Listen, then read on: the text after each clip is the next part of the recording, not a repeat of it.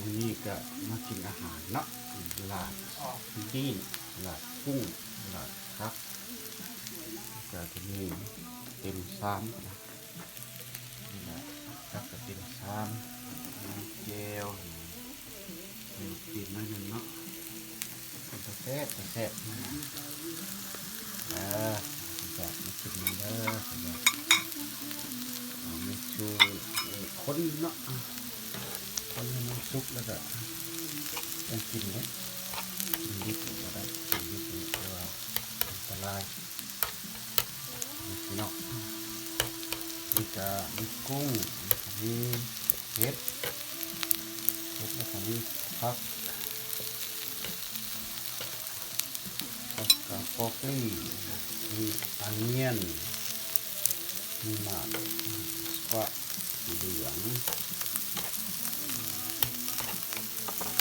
ทุกเล่นแต่ที่ได้กินแล้วเนี่ยกิน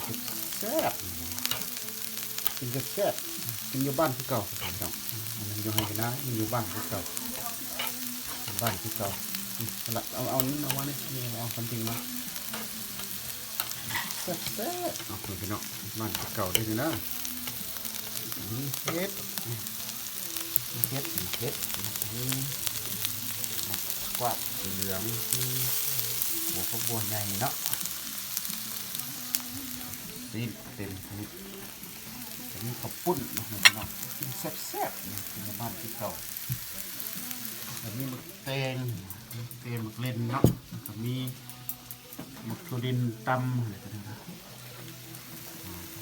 แซ่บเอาบาร์เรอร์ใส่นะก็มาให้หม้อใหม่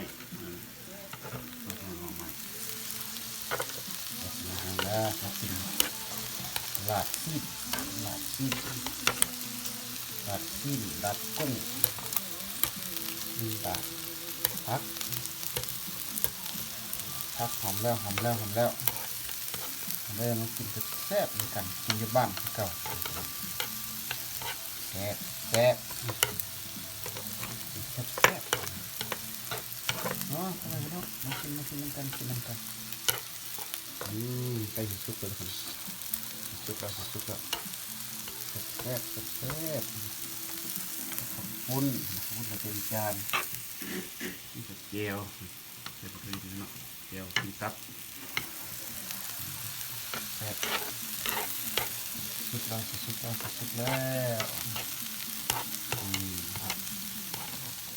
มาเด้อแซ่บ